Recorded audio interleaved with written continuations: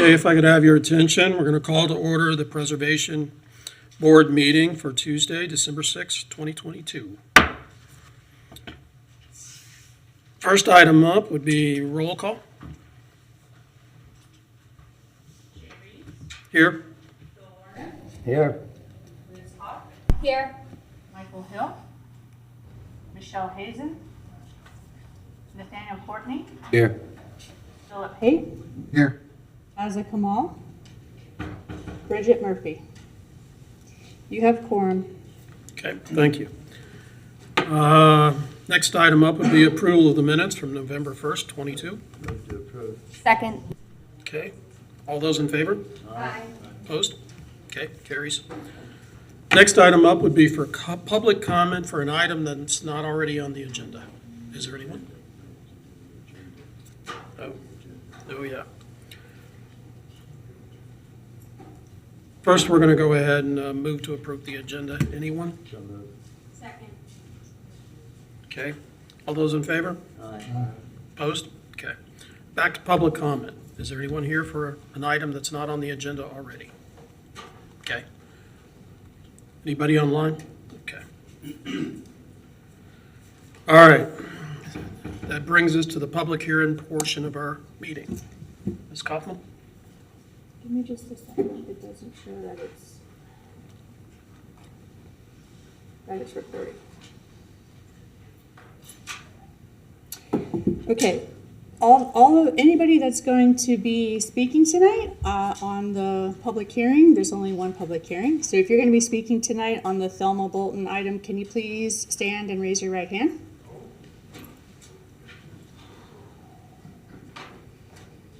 Do you affirm that the testimony you're going to give the Preservation Board here tonight is the truth, the whole truth, and nothing but the truth? Yes. Thank you.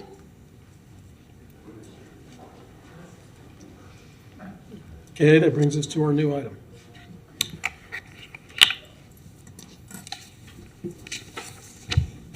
Public hearing 1.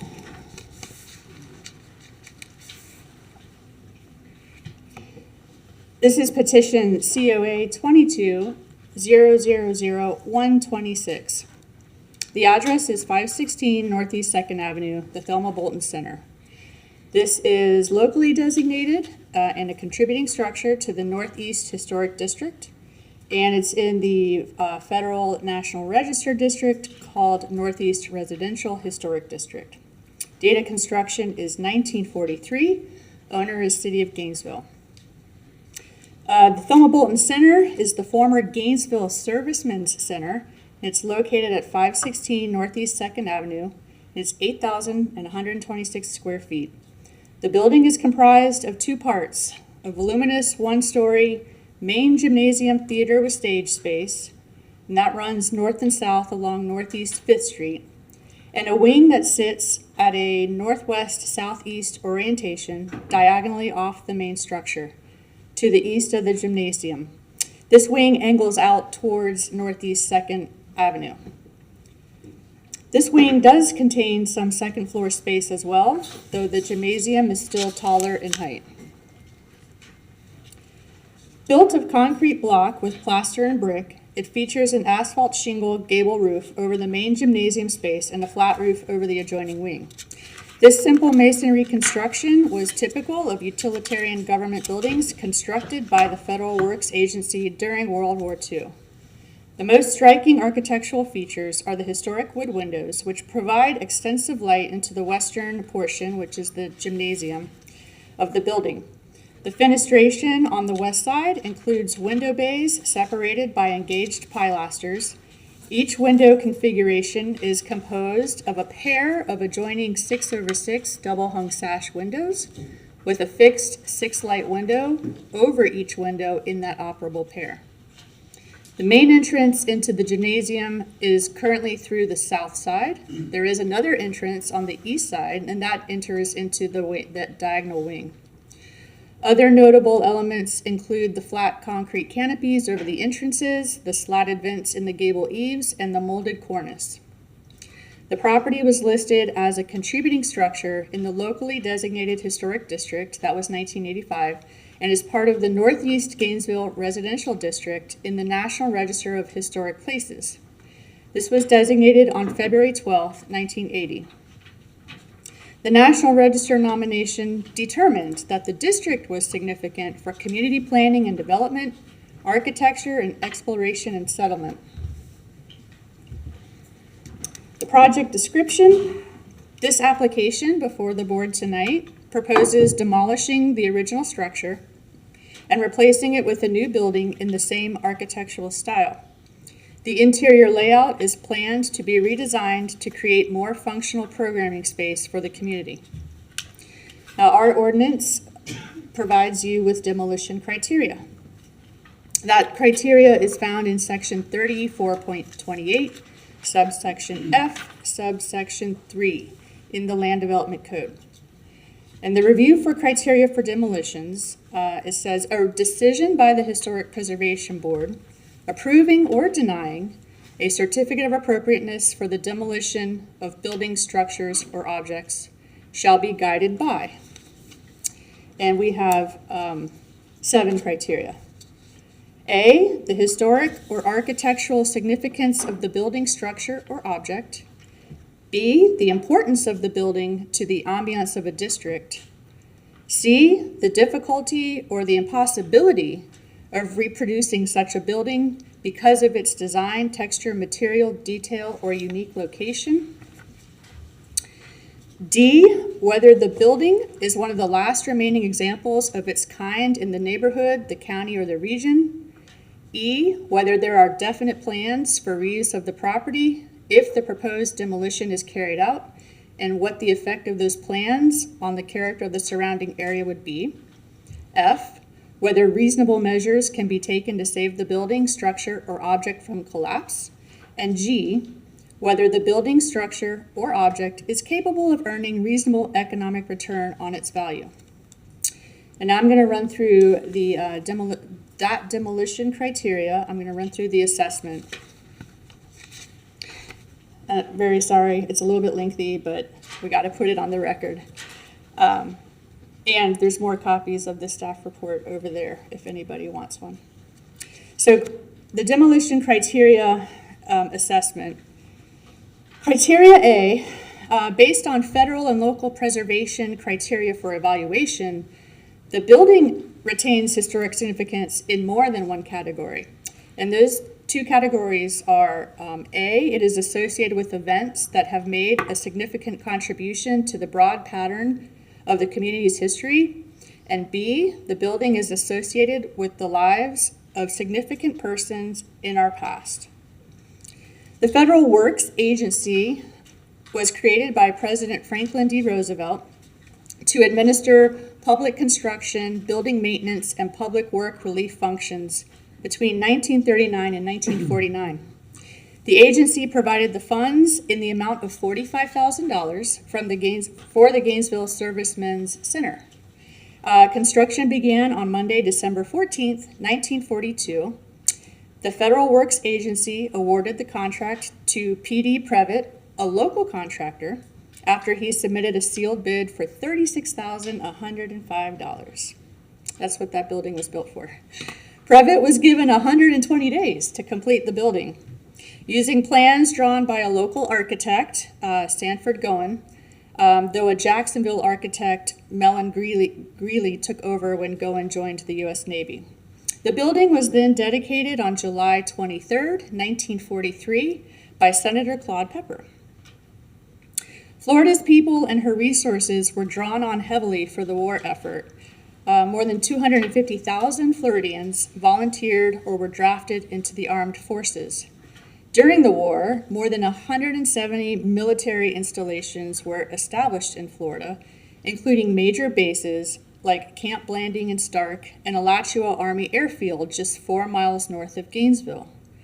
Soldiers were desperate for entertainment on their few days off and also needed basic necessities they were not always sure to be provided on base. And that's where the Gainesville Servicemen's Center comes into play. The ballroom and the stage were used to entertain the servicemen with concerts, plays, and dances with the local women. The soldiers could relax in a large library and reading room. get stamps, send off mail, make long-distance phone calls from the 3 telephone booths, pick up one of the many instruments that had been donated to the center, or play ping pong or snooker. They could take advantage of the free shaving equipment, the use of an iron, the free soap and towels in the shower facilities. Outside activities included badminton, shuffleboard, and barbecue facilities. The center based in Gainesville drew from all the surrounding bases and airfields, and it had a tremendous local impact on the community. It is estimated that on any given weekend, as many as 2,000 servicemen came through the Gainesville Servicemen's Center. Not even a year after that facility was completed, the center served roughly 400 Thanksgiving meals to servicemen, including some personnel from the Orlando and Mount Brooke air bases. It was noted as the busiest place in town. The center served as a literal home away from home for the many who couldn't be with their families for the holidays. And after the war, the Gainesville Servicemen Center was purchased back by the city of Gainesville for $12,500 in 1946. The center became a recreation center, and then later on a senior center for some time during the 1970s. In recent years, before the building was shuttered, the Thelma Bolton Center was still used up until very recently by community groups for classrooms and theater space, and the city had often hosted public workshops, town halls, and other events there. It even served as a voting precinct for a short time. The building is also significant historically because of its association with Thelma Bolton, who was an educator, theater director, and Florida folklife activist. Thelma Ann Bolton was an affable and outgoing woman who had a gift for storytelling. Her family came to Gainesville in 1907 when she was 3 years old. Her father opened the Coca-Cola bottling company here. After graduating from Gainesville High, she studied English, drama, and speech at Emerson College in Boston and became particularly interested in folklore.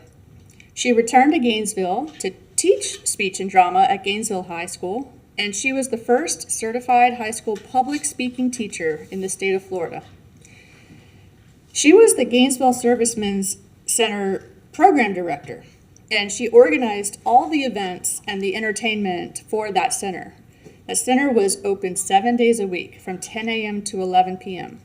She took great pride in coordinating the full roster of dances, variety shows, the plays, the sing-alongs, and the other activities for the many men and women who came through the center. She felt an almost motherly sentiment for these young people who were unsure whether they were actually going off to war, and she wanted to make sure the Servicemen's Center was a place they could be themselves. After the war, Thelma stayed on with the Board of Public Instruction in the city of Gainesville as the director of and now it would be a recreation center. It no longer was a servicemen's center. Thelma organized the teen club and went back to her theater roots. She was the director of the Children's Creative Theater. She helped found the Gainesville Little Theater, which is now the Gainesville Community Playhouse.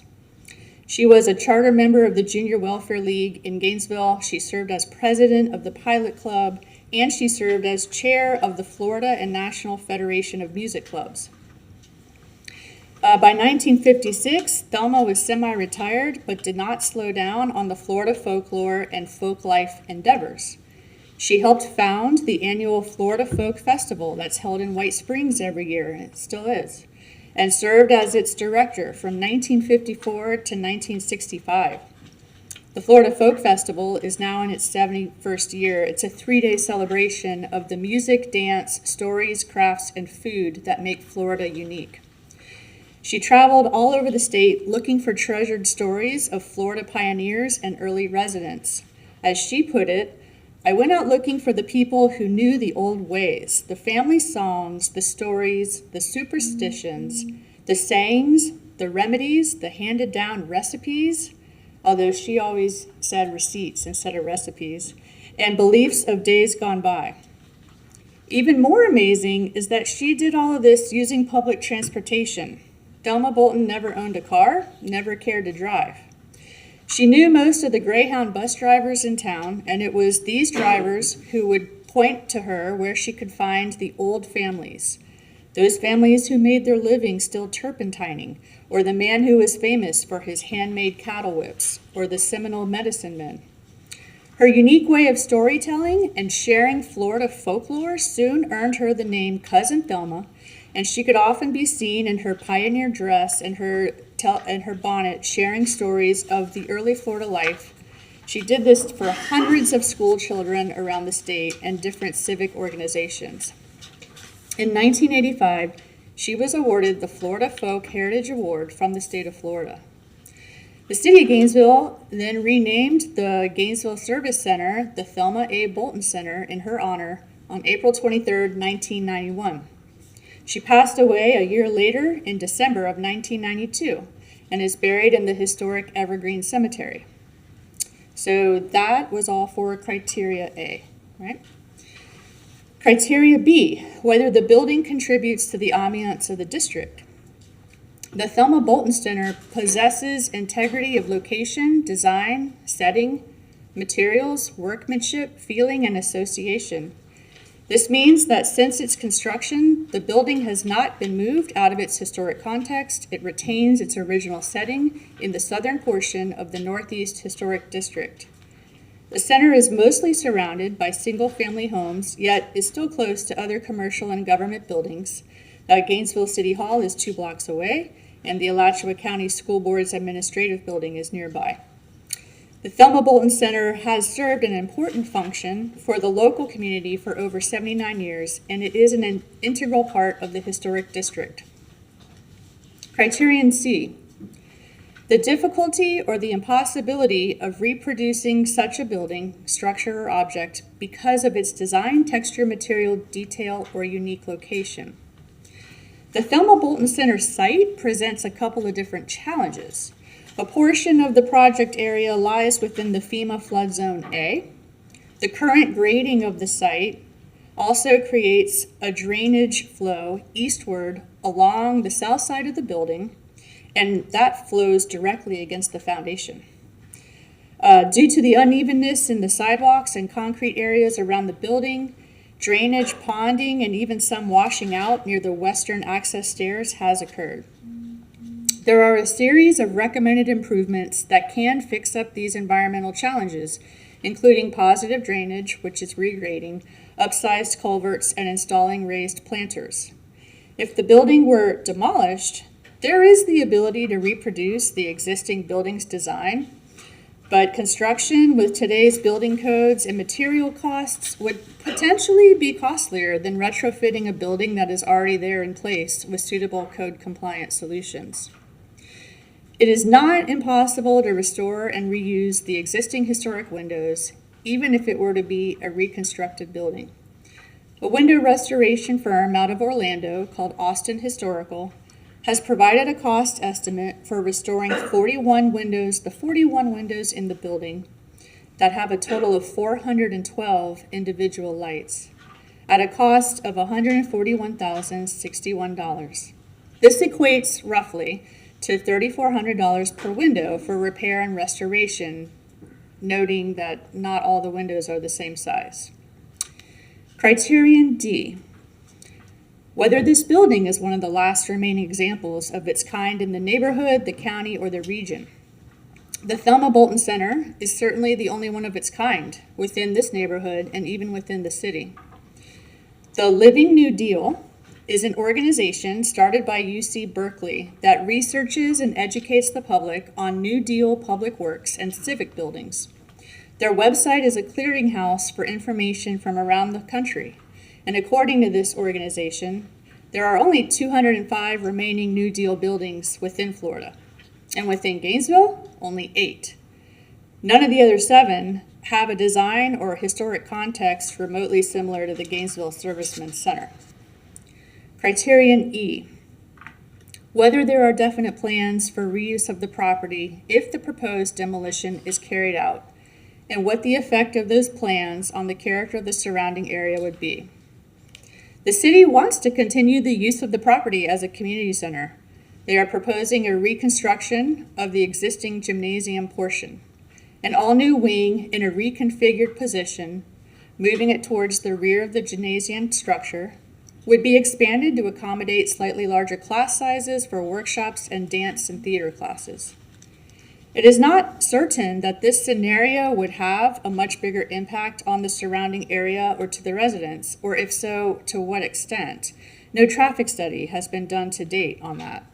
Before its closure, and in its heyday, the Thelma Bolton Center has traditionally supported large events, such as weddings, musical concerts, and theatrical performances, and parking was somehow managed. The local neighborhood has coexisted with this current and the proposed use for almost 80 years. Criterion F, whether reasonable measures can be taken to save the building structure or object from collapse. Reasonable measures have already been taken to prevent this building from collapsing. The Thelma Bolton Center was closed at the end of February 2020 at the start of the COVID-19 pandemic. Almost a year later, a structural engineering firm, Sputo and Lambert Engineering, visited the site, and that was January 2021, at the request of city staff. At this time, it had been observed by city staff that the roof over the auditorium stage was sagging, and the engineering firm confirmed that it was sagging approximately 8 to 12 inches. The truss over the stage was also determined to have catastrophically failed. It was recommended that the trusses be properly shored up to prevent collapse. In March of 2021, the City of Gainesville had support scaffolding installed throughout the entire auditorium portion of the building. A site visit by the same structural engineering firm in April confirmed that the failed truss had been shored properly. A third visit, later that same month, was to observe other roof trusses for damage. They observed potential drywood termite activity was detected throughout most of the trusses. And the truss closest to the south wall had appeared to be repaired in the past, including a new steel bracket attached to the masonry wall to support the east end of the truss. The final recommendations made by Sputo and Lambert Engineering in a report dated 6 months later in October 2021 provided several options to the city. One being to make repairs to the existing truss roof structure and to retain the masonry walls. The report goes on to state that it may be necessary to remove and replace the entire roof structure. That report finishes with a statement that complete demolition and replacement of the auditorium wing may be the most cost-effective path to pursue. Even the structural engineer, who was not looking at this project through a historic preservation lens, provided options that allowed the building to be saved and offered measures to take that would prevent eventual collapse. The City of Gainesville has been paying for this scaffolding for over a year and is intent on removing it to prevent further cost burdens. The firm that was hired to do the restoration assessment, REG Architects, has indicated that the bulk of that scaffolding is, in fact, unnecessary. It truly is needed over the stage where the failing trusses are, but the rest of the costly scaffolding could be removed from the interior of the building. Criterion G, whether the building structure or object is capable of earning reasonable economic return on its value. This criterion is not entirely applicable, whether as a restoration or as a demolition with reconstruction. The city fully intends to return this property to public use as a community center in either scenario, and that is a use which provides one of the most valuable returns on any public investment is a community center. There has been an allocation of $3 million to put towards the Thelma Bolton Center project. However, no actual figures have yet been provided to this Historic Preservation Board as to what the new construction would cost if that cost also required the whole building demolition, debris hauling, and the site regrading costs. A report prepared by REG Architects included an existing conditions assessment, the conceptualization of ADA accessibility, a structural analysis, a civil analysis, and a complete restoration plan for the building, compliant with local and federal historic preservation standards. This report did include actual cost estimates and a timeline for construction. All of these architects and engineering reports that I'm telling you about and that you're hearing about, they're available online. And I can tell you later how to get there if you don't know. But they are available to you. At the low end, the estimated project cost for the restoration version is $4.814 million. A medium estimate came in at $4.49 million, and a high estimate came in at $6.18 million. That low estimate is still $1.8 million over the $3 million that has been allocated. Without seeing an estimated project cost and budget breakdown, though, it's difficult to determine if that $3 million is an accurate projection for what needs to be spent. Special category grants available from the Florida Division of Historical Resources are only available once a year. However, those grants do allow eligible projects to request up to $500,000 per application and can be applied for the same project more than once per project phase. If the city were to obtain 1 or even 2 years of state preservation grants for this project, the building's restoration, as envisioned in the REG Architects report, can provide a reasonable economic return on its value just as much as the demolition and new construction option would provide. So that concludes the analysis of the criteria that you're supposed to use when making this decision on what the application is, what the applicant is asking you for. There is a timeline of events in your staff report. And that actually went back as far as August 2019, before the pandemic, right? So the Gainesville City Commission did approve the renovation of the Thelma Bolton Center. And as a lot of you were on this board still when that project came to you and got a COA from you. And then March 2000, a repair and renovation permit was issued with a value of $450,000. March 2020 was a different story.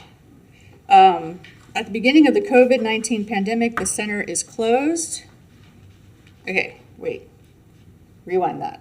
March 2000, before they ever came to you, it had a big restoration repair for $450,000.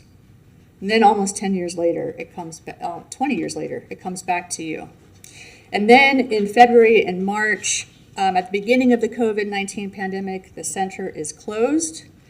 December of 2020, staff notices a portion of the roof is collapsing. The structural engineer comes out January, March, and April of 2021. March of 2021, the scaffolding is installed throughout the gymnasium. October 2021, the structural report is provided to the city, the one that says either repair it or demolish it completely. April 2022, Gainesville City Commission redirects staff to work with Wanamaker Jensen Architects on a plan for the property. And then park staff starts coming to you on a regular monthly basis to give you updates and, get your feedback on that.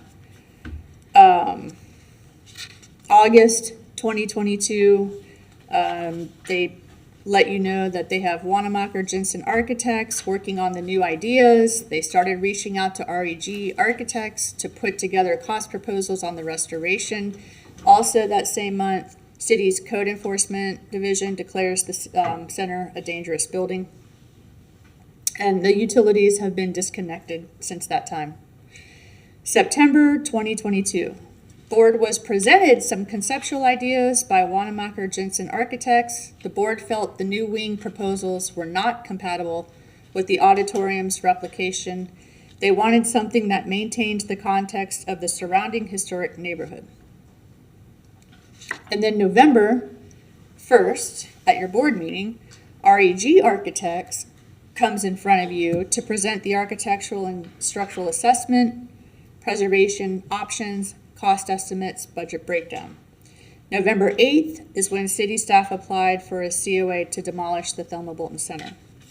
Here's staff evaluation, and we're almost home. Historic preservation staff conducted several on-site reviews of the property. The current interior build-out of the diagonal wing of the building is compartmentalized and inefficient. There is little to no historic detailing in the interior of that wing that's left to preserve. Allowing for the demolition of the existing wing and the construction of a new wing further back on the site towards the rear of that existing gymnasium could accomplish several of the challenges. It would provide additional square footage for more useful classroom and small event spaces. It would address any ADA deficiencies and provide a more elegant solution for ADA access to the building. It would create more usable green space in front of the building that would actually be able to be used by the public. Current plans for the demolition and replication of the historic gymnasium include a small extension towards the back of the building to provide what's known as back of house in theater. To truly provide exceptional theater and stage opportunities, this space is crucial. Back of stage is so important for theatrical components to be readily at hand and yet not visible to the audience. It provides dressing room space, prop storage space, and it's where ADA lifts can be thoughtfully located.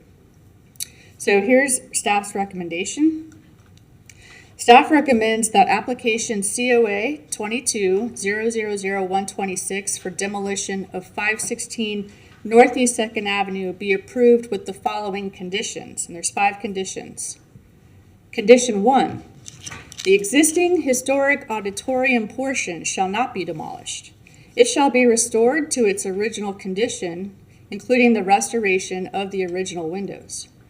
The potential to remove the drop ceiling to expose the impressive rafter beams inside should also be explored. Condition 2, a new wing in that proposed alternate wing location shall be designed to be comparable to the existing diagonal wing in terms of design, materials, size, scale, and massing, so as not to overpower the existing historic auditorium.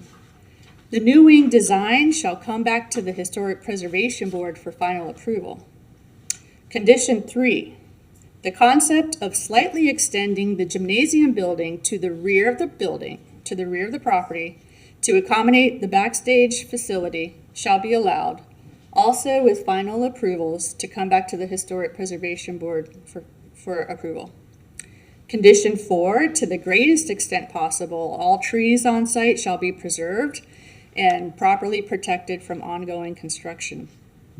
Condition 5, gallery space shall be provided in the high traffic areas of the new lobby or wing or restored portions to highlight this amazing story of the Gainesville Servicemen's Center and Thelma Bolton.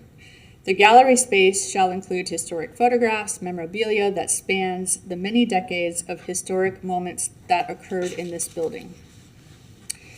And that concludes the recommendation. I ended the staff report with a quote from Thelma Bolton from 1976, where she said, "If I never did anything else worthwhile, I was happy to be in charge of that project," speaking of the Gainesville Servicemen's Center. My gosh, we actually did the impossible. Okay. All right, would the city like to present or respond? All right. Good evening, Chair, Board, Ms. Kaufman. I'm Betsy Waite, with City of Gainesville Parks, Recreation, and Cultural Affairs, working for the Wild Spaces and Public Places Division. So thank you very much for this opportunity tonight. Ms. Kaufman, I truly appreciate the thoroughness of your staff report, which is phenomenal, and it was really great to hear just an overview of the history of the site. Every historic building that is demolished is a loss. I think we can all agree to that. It is unfortunate that it is not economically feasible to restore the auditorium portion of this building.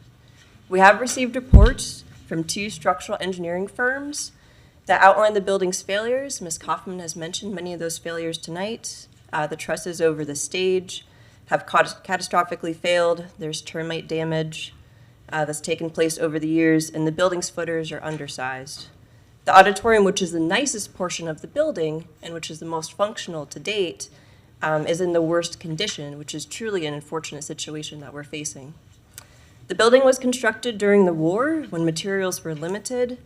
The building has lasted almost 80 years, which likely exceeds the expectations of those who constructed and designed the building during the war.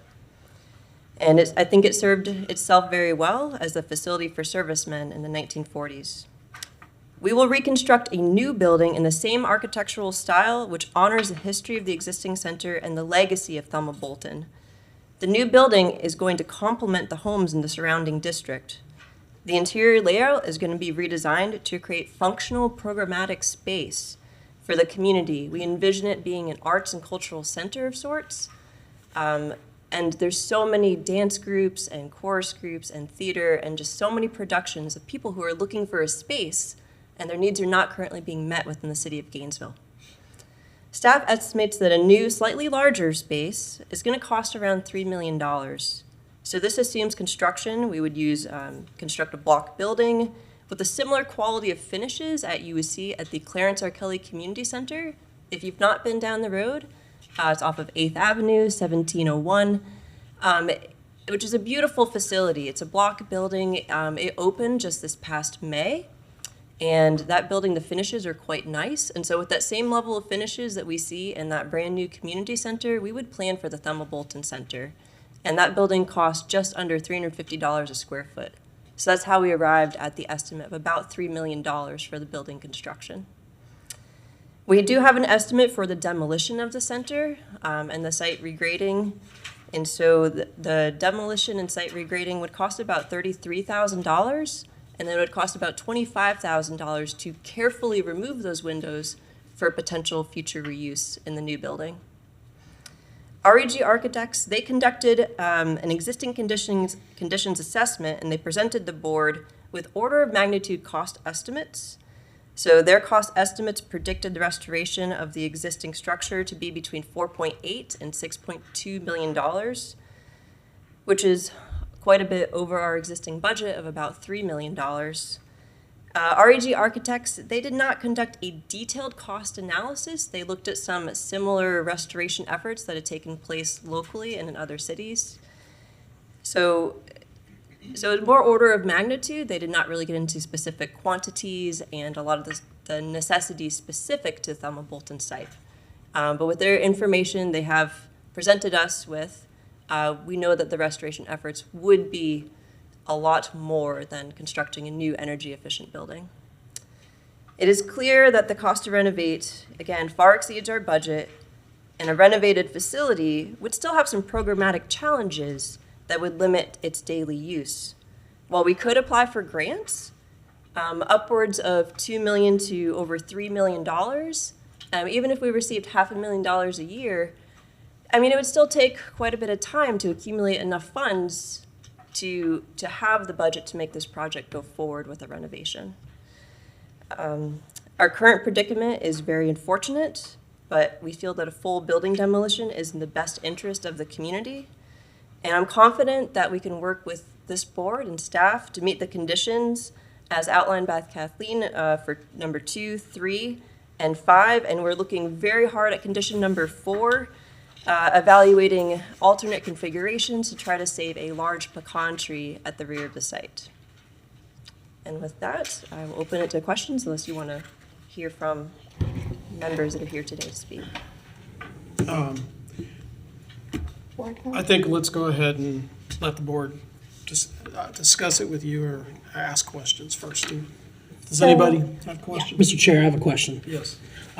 So let's have a couple questions that I'd like to kind of discuss with you, Ms. Wade. So you first mentioned in your presentation that this would be an energy efficient building, the new one that's going to be constructed. Is that correct? Yes, Mr. Hill, we do have requirements for current building codes that would have to be met with a new building. Good to know. Okay.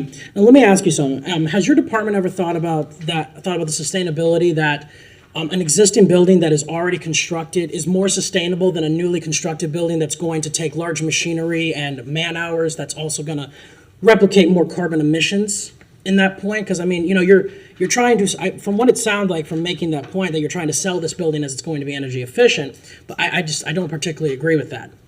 Anyway, on to my next question. According to the report here by REG Architects, they have pictures, detailed things of the scaffolding. And if I'm correct, the scaffolding cost the city about $5,000 a month, was it? Or was it $5,000 a day? Do you remember? Can you We have clarify? a month, Mr. Hill. So it's $5,000 a day. But according to the report that was given by Mr. Gonzalez, which is one of the best architects for historic preservation in the state of Florida, may the record reflect that, he said that really all of these were kind of unnecessary and kind of gross. So it kind of seems like that it was a little bit overkill. So I want to ask, did the Parks Department ever consider about maybe, reducing the amount of scaffolding at that time? Or did we just go ahead and spend the $5,000 a month for the 2 years that it's been on? Because I think that that's kind of a gross mismanagement of assets and funds, in my opinion. And quite frankly, that, if you're going to spend a large amount of money on scaffolding, basically that's going to cost $5,000 a month, but you only need it for maybe the last 2 trusses in the back out of the 8 trusses that are over the auditorium.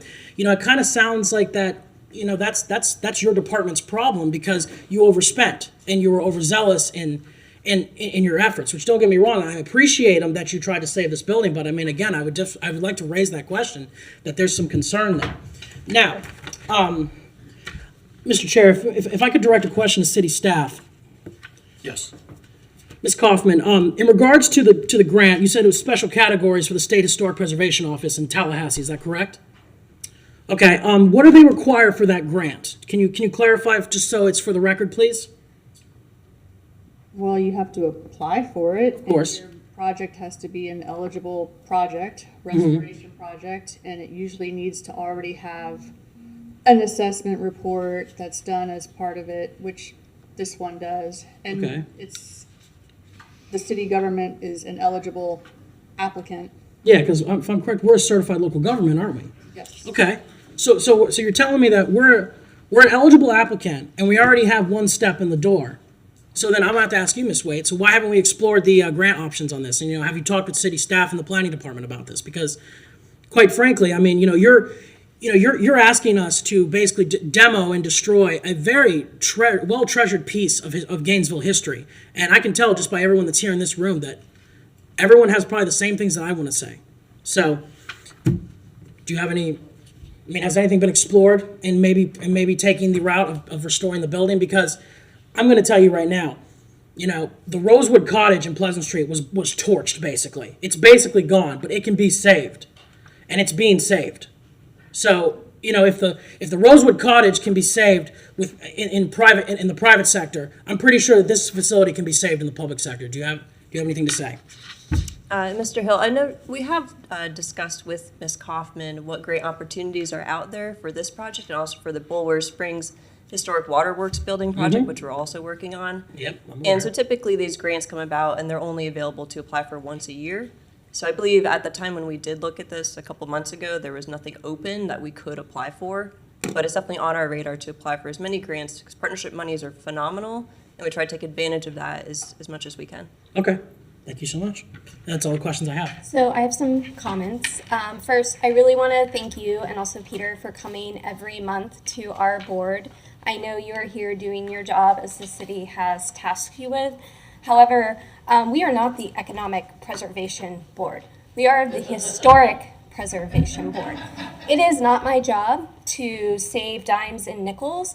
It is my job to protect and preserve our buildings and our neighborhoods that are vital to our historic narrative in this city.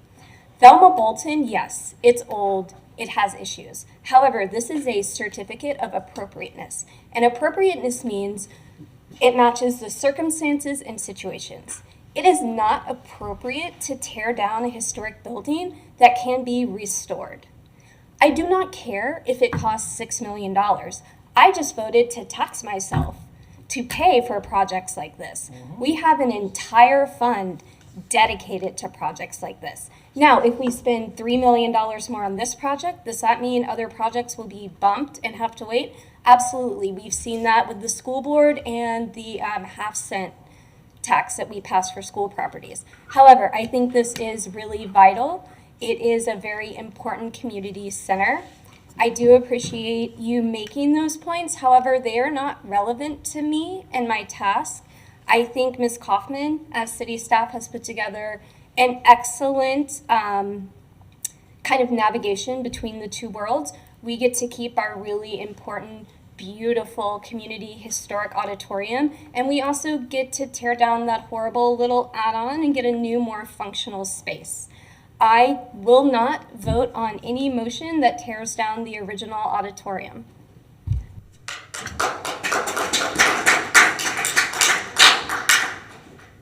Okay, thank you. All right. Please, audience, ask that you keep the applause down and respect everybody that's here. Okay. Do we have other comments from others? Okay. I do have another question. Going through the timeline, well, thank you very much for coming to the board. I echo my colleague here, and thanks, Ms. Kaufman, for the thorough and educational and informative report. Going through the timeline, it seems like in March 2000, there was a repair and renovation permit. And then back again in August 2019, the City Commission approved renovation of the Center, Thermopolitan Center. Has there any repair and renovation happened in those times? No, ma'am. So we were pretty far along in our design process. I believe we were at about 60% when we applied for the COA for the renovation. And then shortly thereafter, as we were approaching 90% construction drawings and entering into the permitting phase of the project, then we discovered the failures of those roof trusses. So that kind of put a halt to our original plan, which was to renovate the building. So when those approval happened, there was no actually thorough assessment to the structure before the approval of the budget for each took place? Ma'am, we were operating under the impression that the trusses were in good condition. We were doing a wholesale renovation, but we had not planned on doing any major structural improvements to the facility. It was just a renovation to bring stuff up to code, to improve the finishes. Again, we were under the impression when we started that project that the building was in good shape structurally. Meaning that there was no like a thorough structural analysis done and discover those kind of dysfunctional issues in the structure of the truss at the time? Not initially, ma'am. No, we did have a structural engineer, I believe, who was under the architectural firm. I'd have to go back and look. But again, under the impression, wholesale renovation, not that we'd be getting into any structural elements. Yeah, I understand, but just deciding on a building that age to do renovation, before allocating a budget, the due process should include like everything, not just cosmetic or repair. It's just like include the structure as well, which is what I found like to be a gap in allocating budget by a local government. The other question I have is, the demolition and rebuilding will have the building to be more resilient with a climate change impact on a building. But should the structure of the building become more intact, would the ADA compliance, bringing the building up to the code of ADA compliance and the site regrading potential, would that have been possible? Forget about the structure for now. Would all the site and code compliance be possible for any building? During the process when we looked at renovating the building, we were going to change that southern entrance to make it ADA compliant. And we were looking at relocating lifts and a lot of other elements. So the building was going to be brought up to code, which was a challenge. But yes, we would have had to bring the building up to code for that large renovation. And other than the roof, what are the major structural issues you see from your thorough analysis of now available structural report? What other major issues other than the roof? So other than the roof trusses that have failed and the termite damage and the rot throughout, it is indicative of the age of the building and how buildings were constructed during that time period, that we believe the footers are likely undersized. So that would also be significant costs to add additional supports. Thank you very much. Okay. Nate? Just two questions. Good evening. Thank you so much for your presentation. This may be somewhat of a subjective question, but I'm just wondering, to what extent is the city willing to restore the gymnasium portion of the building? Should we be able to identify more funding and more resources that would help get us closer to that bottom line? Would be my first question. And then my second question, I'll let you answer that one first. I'm sorry. Mr. Courtney, so the auditorium is the portion of the building that has the catastrophic failure of the trusses. I mean, it's in the worst shape. The auxiliary wing, which is not functional, is actually fairly structurally sound. So again, like the bulk of the cost for restoration efforts is going to be poured into the auditorium. Okay. All right. And my second question, I know that you're mentioning cost. After analyzing REG's proposal, did the city think that this particular company would be able to do a good job in restoring, and is cost just the issue in this particular case, or did you find issues with the presentation and with the actual process of restoring the building? Mr. Courtney, I don't want to project too much, but the auditorium, it's the best part of the structure today. But we were looking to make additional improvements with how people access the stage in an equitable manner for those with disabilities. We're looking at additional storage. I mean, there were some improvements to the auditorium that you would not see with a restoration of just that portion of the space. Obviously, the auxiliary wing, everyone, I think, agrees that it is dysfunctional today, even though it is structurally sound. Thank you. Yes, Phil. Hi, how are you doing? Hi. Every time I think about this project, I think about it from a construction kind of background. And I always have a few questions in regarding to the demolition. You said you have an estimate to demolition for $33,000. Does that include any sort of potential hazardous material, asbestos, lead, base, any of that sort? Yeah, so we have actually removed all the asbestos tiles. Okay. Now, the windows do have lead paint. So the cost to carefully remove the windows does include, a consultant who is trained to handle lead-based materials. But yes, we have removed all the asbestos tiles already from the building preemptively. Excellent. And I know you're comparing the $3 million budget to another structure that was built. Did that structure that was built have any sort of foundation issues as far as grading that this particular lot has? Because to bring that property up to where the drainage isn't going to be an issue in the future is going to be a substantial cost. And I have one more question, and I'll let you answer. Do you have a detailed estimate from anybody that can build what you want to build for $3 million? We have not got to that leg of the process yet, so we're just looking at, again, the Clarence O'Kelly Community Center. It's a recent project, just completed this past May. It's a block building with some very nice finishes. So we're looking at that as our most recent comparable. We have some other projects we've also taken a look at, but that was most similar in size and scope. So we do acknowledge there's going to be some fill material brought onto the site, some regrading, some additional drainage. So, I mean, construction costs are all over the map, but again, when the Clarence O'Kelly Community Center was constructed, costs were really high. So maybe if we get more into recession, fingers crossed, maybe we can get some better economies of scale on the future Thelma Bolton Center.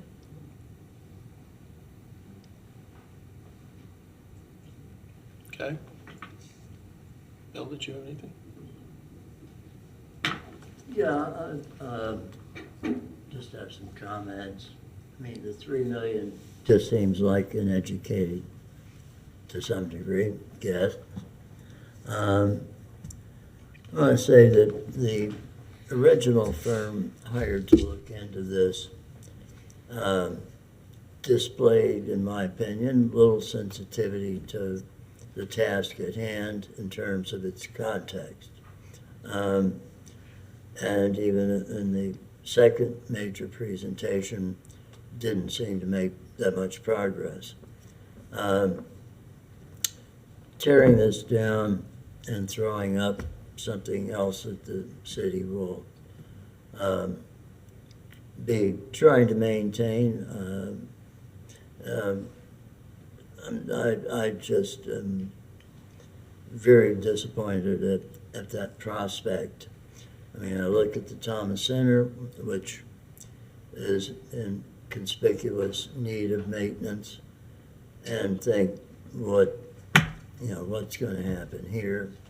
And it's I vigorously support all of the staff recommendations, and think we would be missing a golden opportunity to have to not have REG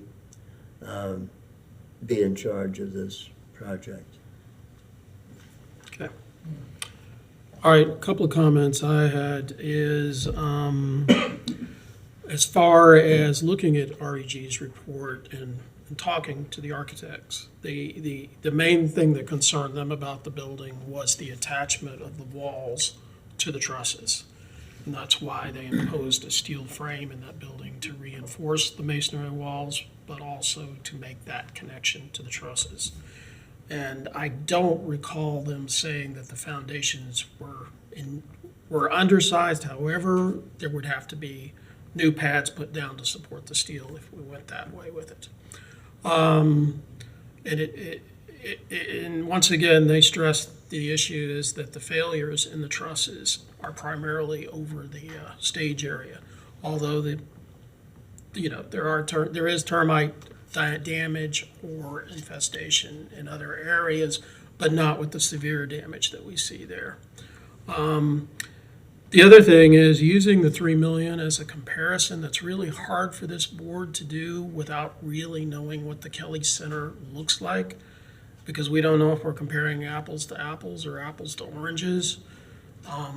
This building, it being a historic structure, does have unique characteristics, which are the windows for one, wood floors for another, and high ceilings and all the character. And the question everybody has is, are we going to be losing that character and trading it for something that's not quite the same? So that is, a thought of ours. The idea of replacing the service wing, if you're going to have a functional building, seems like a reasonable idea, because the building needs to be completely functional when it's done.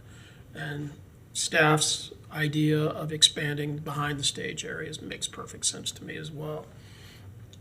My other question, and I don't know if anybody here can answer that, but I would like to know, I understand the reports and how everything's proceeded, and a lot of time has passed, and the building has just gotten worse until it was shored up. But my question is, how long ago did facilities know that there were problems, be it termite or whatever? Mr. Chair, I know city facilities was aware that the roof needed to be replaced for a handful of years at least. It's been proposed in CIP requests, but the city did not have enough funding at the time to support those requests. Okay. All right, thank you. Okay, at this time, we're going to open it up for public comment. Yes. And we're going to have to time limit it since we Yes, please. Okay, it'll be 3 minutes, and before we go to public comment, I do want you to know you do have a letter that was submitted today. So I gave you a copy of that. And then, that's it. Okay. Who wrote the letter? I'm sorry. There's an email I printed out for Yeah, you. could you give us like a background about the person? I don't know who she is. Oh, okay, so just, Just a letter, yeah. And I will just say, for the record, we're gonna be correcting 2 Scribner's errors. Okay. On page 9, we're gonna make sure that 450,000 restoration is the first thing in the timeline, because that was 20 years before any of this happened.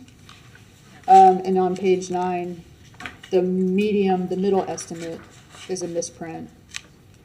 but the low and the high estimates are still correct. So those of you with printed copies, the corrected copy will go back online. Okay. Thank you for that. Okay. Ms. Barr. Okay, hi, I'm Melanie Barr, and we've been talking about the 8 to 12-inch sag in the roof over the stage as a catastrophic failure. I'm submitting this picture, which I hope you can see. If an 8 to 12-inch sag has a catastrophic failure, I wonder what this is called. So this, many people would say, has to be torn down, except this is what happened.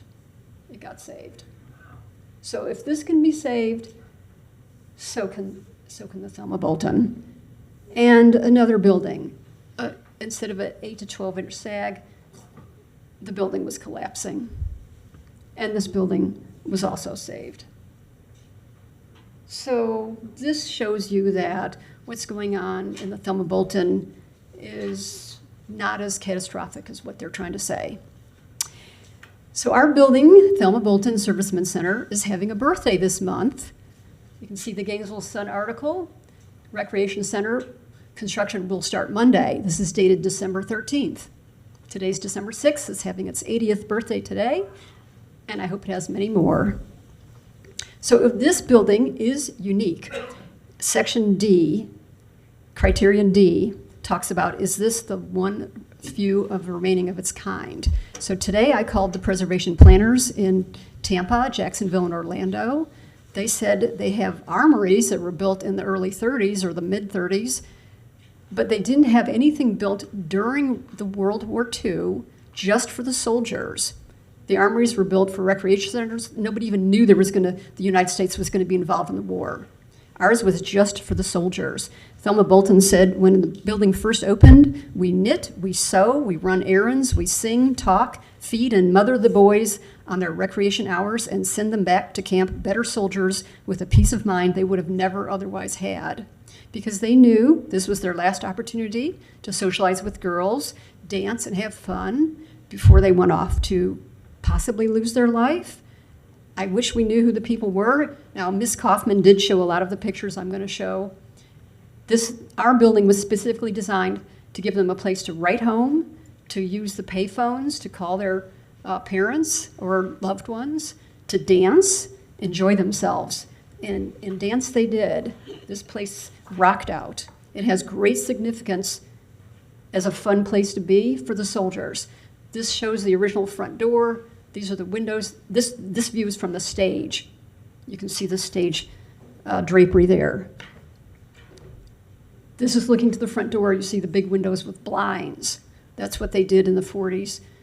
Blinds were popular. And you see people dressed very formally, not like today where casual clothes are. Okay. Well, Okay, so then we have them having fun in a conga line. time.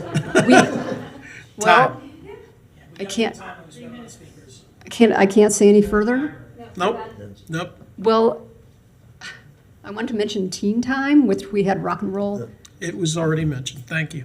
players and Melanie, are you able to provide those for the record? sure. Copies? Sure. Well, I just want to wrap it up and say there's 3 reasons this has great historical significance. As a World War II building for soldiers, as Teen Time, where Rock and Roll Hall of Famers played. Tom Ledden, I talked to today, says Bernie Ledden of the Eagles said the building is a treasure and should not be torn down. We do know Tom Petty attended dances here. All right. Thank you, And Miss Melanie. Bolton is known statewide and throughout the South as a storyteller. And for the museum, I would submit this album All right, Melanie. Thank you very much. and a little journal. I just want to show you a little journal. Get off the hook. 1925 in her diary. I will have to whittle this down later, but I thought you would give me some time to talk tonight because this is such a significant. We have a lot of people here. Thank you. But a lot of them aren't talking.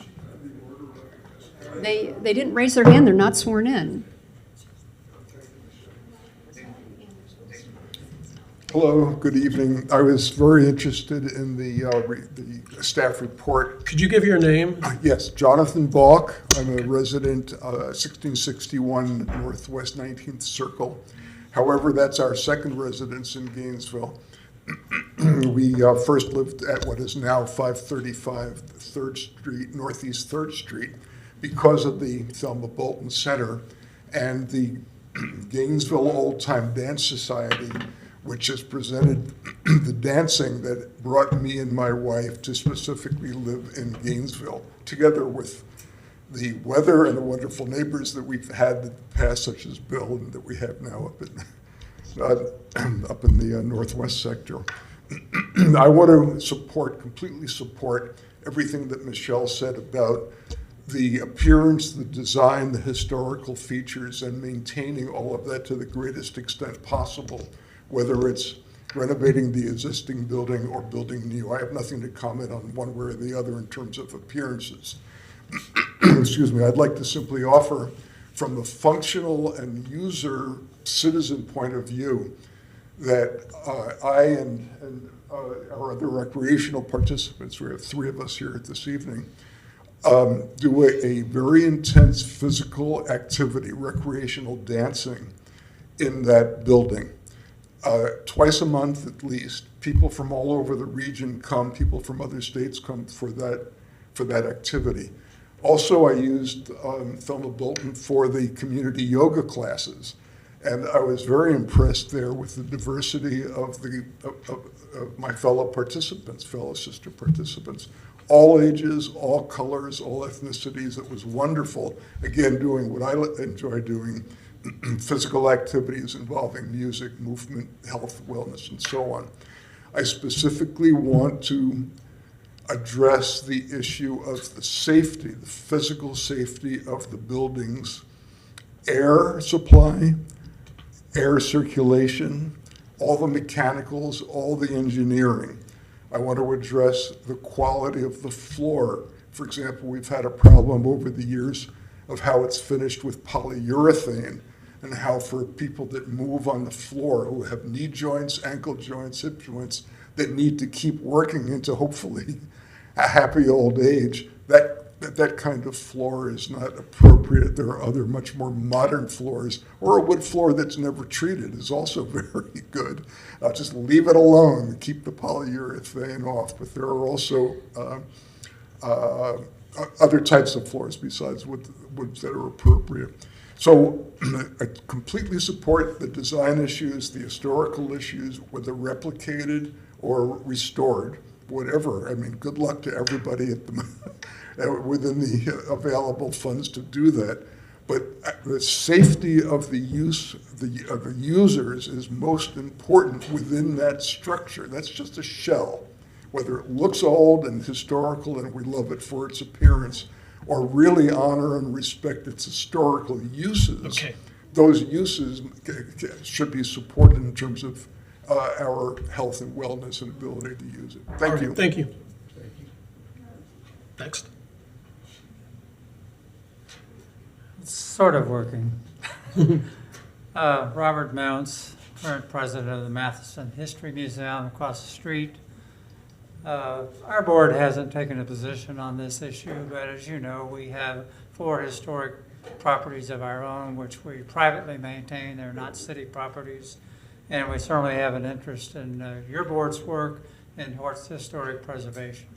I've spoken in favor of restoring this building previously. I was very impressed with the REG presentation that I heard a month ago, I guess it was, and kind of surprised that it's back here with this petition to demolish. And yet, the way the staff report is written, the recommendations, it's clever, and maybe you're trying to achieve some sort of peace between the staffs of the city, but I would deny the petition. I would deny it, for demolition. But the first condition says, oh, but we don't mean the main building. And of course, that is the historic part. That's the one everybody talks about, having been in, has memories of. It's the one with historic significance, regardless of what else you do with the building.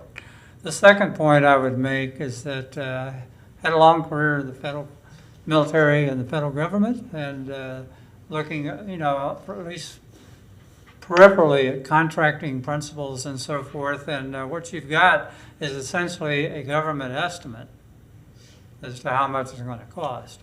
And yet you haven't gotten to the point where you go out and request proposals or, bids or, do it competitively. Just because you've had this excellent presentation from REG, that's not a sole source negotiation and shouldn't be. Maybe somebody else can do what they outlined and what you want for a lower cost. And until you get to that point, all this talk about, well, we don't have the money is kind of fruitless. Dr. Barrow, I think I mentioned this last time, his wife, Mary, restored some 24 properties. Many of them are in the Southeast Historic District, old houses, and invariably, doing it privately, they were able to do it at what they thought was about 2/3 of the replacement cost for restoration. And so I would look into that, support that avenue of approach, make your decision tonight. Actually, I would recommend that you deny the petition, but you authorize moving forward with the conditions that are outlined in a new project. Thank you. Thank you. And I will just tell you that Sanford Goen, who worked on this building, was also the one that did the American Legion building or the Matheson Center. Okay. Hi, Gary Gordon. I think my band played there once, years ago. But that's neither here nor there, ashes to ashes, dust to dust. I've been to the Clarence R. Kelly. I was there at the grand opening. If that's the model for presenting something that resembles historic preservation or the history of Gainesville, that's a terrible model. It's a modern building. It's a nice building. It's a fine facility. It looks nothing like historic Gainesville. I mean, you would do better to recreate the West Side Rec Center, which I'm not recommending. I think the really important question, and I really appreciated what you said about this being historic and not economic. That was an important point. I think the really important question is, at what point is history reduced to photographs that end up in the Matheson Annex with maybe a plaque in front of the building that used to be there? And at one point, when it's within your grasp to preserve a building that has historic value, do you make that decision? And you say, we're going to preserve history instead of reducing it to ashes so that somebody's got to look at an old black and white photograph or even a color photograph, or maybe talk to someone who's 60, 70, 80 years old and has this memory as they lean on their cane saying, oh, I remember a time. You have it within your grasp to preserve the building in some form with some expenditure of money. The city obviously has money. They just voted themselves a monstrous raise. They always come up with money. It had to be said, right? They always come up with money when they want to come up with money. So, and the state has money, and there are rounds yet to pursue for grants and so on and so forth. So it would be premature for this board to decide to demo this, and instead take up one of the other possible options. You've heard several, you'll hear more, but my advocacy would be preserve as much history as possible. We're already losing so much of Gainesville. They're wiping out single-family neighborhoods. They wiped out University. They wiped out corner of 13th and University, wiped out 2nd Avenue, wiped out 4th Avenue. How much more are we just going to wipe out and pretend it's still Gainesville? So a little bit of, appreciation I hope for. I don't know you, so I'm sort of speaking in the blind, but, I'm hoping. I have hope. Thank you. Thank you.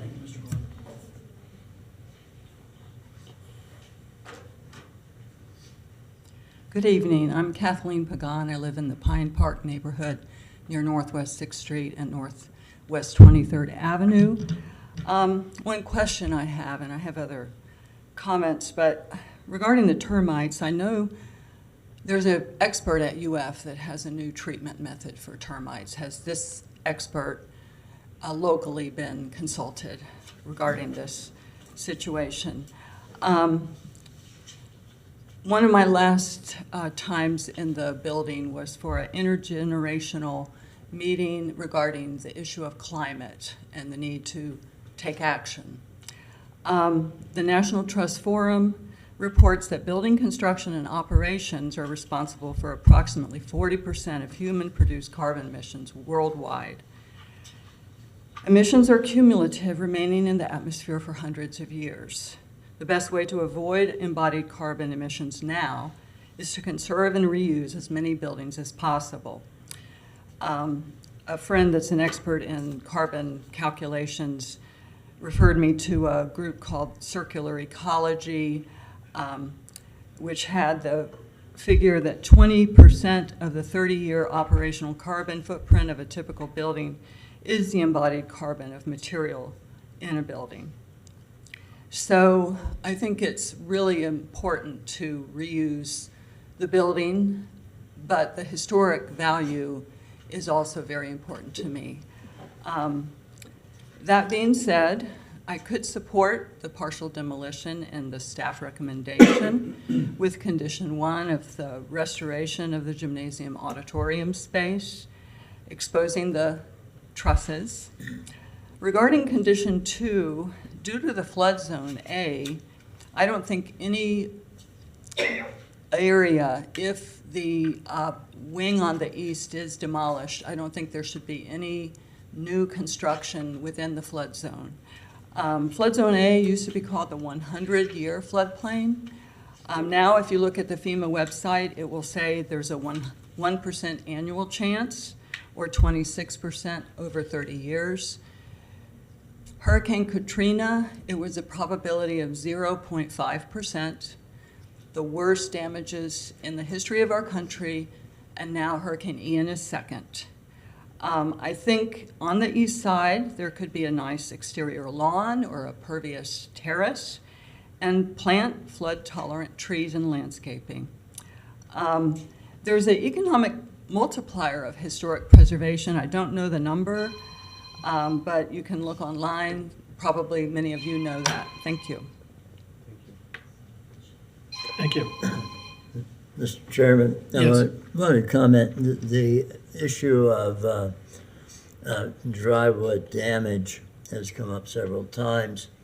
And for those that aren't real familiar with that, in the context of both architecture and real estate, a wood-destroying organism report will, especially in the older homes, say, to the question, was there damage?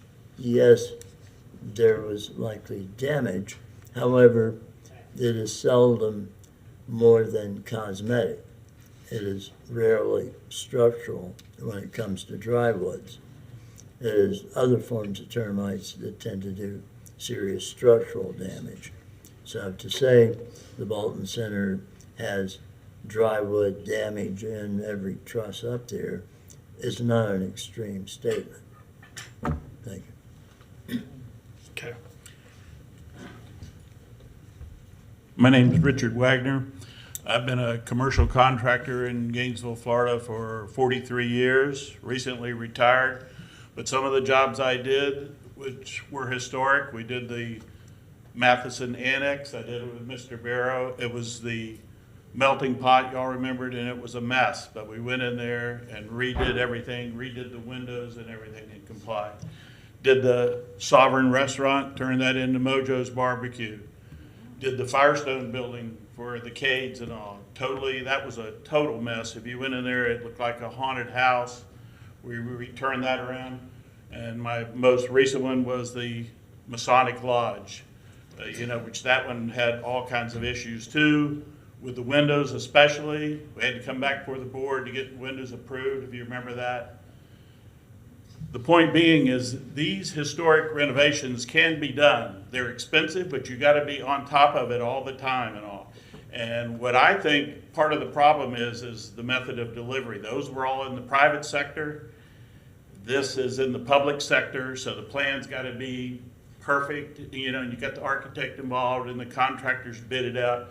Those were a much more looser situation where we attacked every problem day to day and worked through it. So my suggestion would be to think about a different delivery where you could get the project done for what you want with the concept and everybody working together as a team, where it didn't have to be a bid and you had change orders, because believe me, every day something changes on those jobs. You uncover something that you had no idea was there. So it's just a suggestion. I think you ought to save the building. Any masonry building like that is adequate. You know, the idea of the foundations being undersized, I don't buy that. The safety factors nowadays these engineers use are so over the top because nobody wants to get sued in litigation. I'm sure those foundations were adequate, and that building's been there for so long and withstood certain hurricanes. So anyway, my vote is to try a different avenue, preserve the building, and see if you can get it out somehow, the funding where it'll all work and everybody will be happy in the community. Thank you. Mr. Wagner.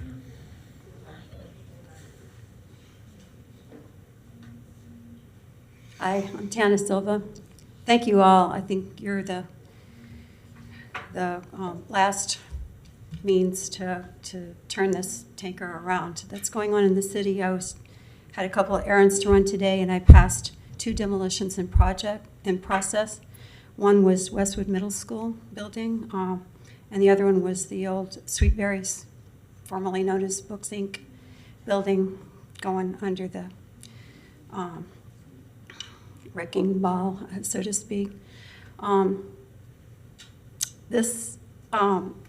the same time, Florence Construction and Demolition Landfill is requesting again an increase of up to 196 feet for a landfill for construction and demolition debris. On the southeast side, a few years ago, the county gave permission to Watson for another such thing on the west side, but that side is more construction and less demolition. Over here, you know, you've seen 27 buildings on the east side of Gainesville Public Schools being demolished. So that's, you know, and as other people have said, that if you take into consideration the carbon loss, the inputs and all of that, it could be 40 years to replace the cost of a destroyed building. But, you know, this, there's some new people on boards and so forth who have a different view, who think that homeowners and trees and what they call fetishizing old buildings are obstacles to progress and so forth. So anyway, at the same time, the City Commission has a new ordinance that truly shocked me when I heard about it, regarding disposal of food from like stores and restaurants that they can no longer sell. Did you know that there is a penalty of $500 and up to 60 days in jail for noncompliance with that per day of noncompliance? And, you know, we've got the new rules about straws and so forth, but nothing for demolition of buildings, which is, you know, contributes hugely to the landfills here and elsewhere, and it's really picking up. I mean, I don't have to tell you, ridden around town and all.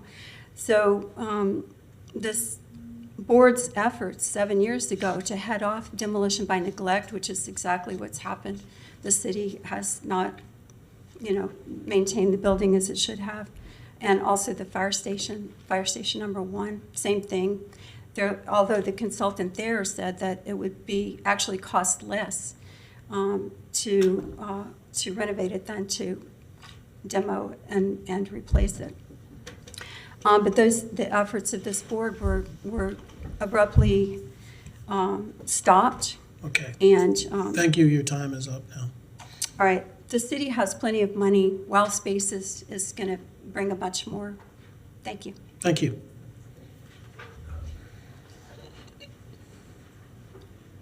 Mr. Chair, My name is Curtis Cooper. I've been in the building trade too for 25 years or so, doing my own restoration of houses. I've been before you guys before. I'm sure everybody here doesn't want it to go down. I feel like I'm preaching to the choir. You guys wouldn't be here if you didn't want to preserve, right? Every one of you. So I think what we need to do is just like what you said. You know, you're here for one reason. You're here to preserve the building. I would like to see some improvements. Obviously, there's a lot of drainage issues on the west side that I noticed today walking the property. I'm not certain that the wing on the east side is really working with the building quite right. Leave it up to you what to do on that. Underground retention would probably be, you know, something to look at. I don't know. It's very expensive, like you said. You know, Tana just said something about the fervor of the youth of our area wanting to, you know, talk disparagingly against people that really want to just try to preserve what we have. You know, back in the 60s, my wife told me that walking down 2nd, that there were all these beautiful antebellum mansions, some of which are just vacant fields still now today. They were torn down in the 60s just because of the same sort of fervor over we got to tear the old stuff down and build all the new stuff. I mean, we're standing in a building that was built then, and it doesn't really have much character associated with the existing neighborhood at the time. So I would like to say that I would really like to preserve what we have in Thelma Bolton. My brother-in-laws did, they called in and spoke, the Ledden family, they did perform there. Bernie told me that the Allman Brothers were there too. So there has been a lot of music and fun. I mean, I had dances there. I learned how to swing dance in that building. So, I mean, there's a lot of past memories for me as well. Thelma Bolton, I had in 6th grade at Fort Clark. She would come in and talk to us about the city and about other things. Yeah, she was a really great storyteller. Anyway, you've got your recommendations. Do with what you will. Please support saving this gymnasium part, the big part there. I really would like to see that saved and not expand too much. Thank you. Okay, do we have anybody else? I was going to ask, could I have the letter that you were sent? I'd like to read it to the record.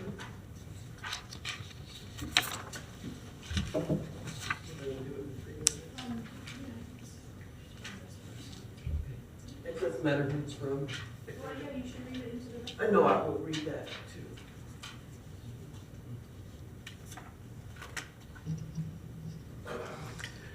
Good evening, Joe Beatty, and I want to thank you. I wish our city commission meetings were conducted the way you're conducting this one, with the respect and thoughtful consideration.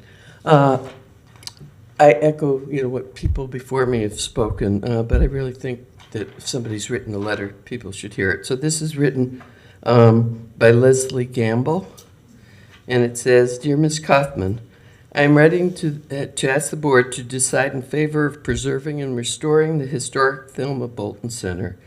While there may appear to be some momentum generated by those who have vested interest in demolition and new construction and the expansion of the building to create a larger entertainment venue, many of us who live close by and have enjoyed the smaller community-scaled benefits of the TBC are very much opposed to a rebuild and expansion.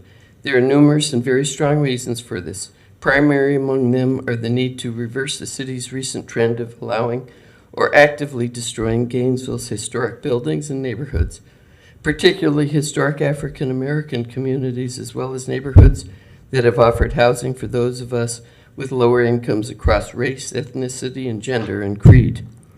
Gentrification and the destruction of historic buildings and communities all too often march hand in hand, resulting in great profits for some and grave losses for others. Those losses can be tangible, like your home and the homes of families and friends, or your entire neighborhood.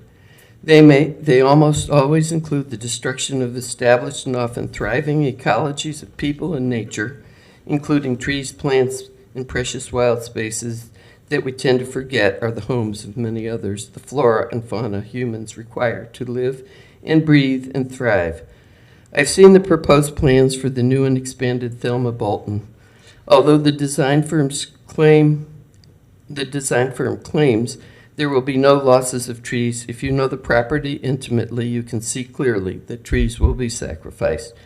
We will lose precious green areas too, including a thriving community garden and a lawn where we often picnic on the grass and play in the old court.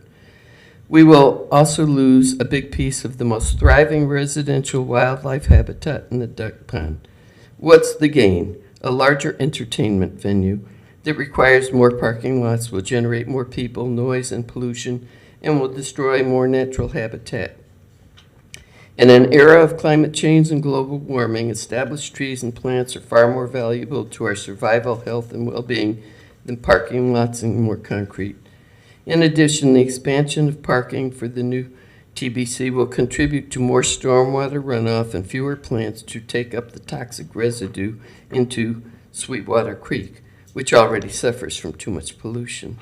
The plans for the proposed greenway, which is probably what the intentional neglect of the TBC was predicated on, also calls for cleaning up the east side floodplain of the TBC property, which is exactly where the wildest and most thriving ecosystems are located.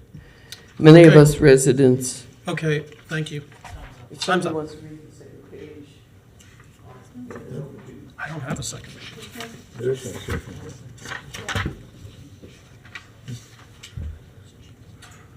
Thank you.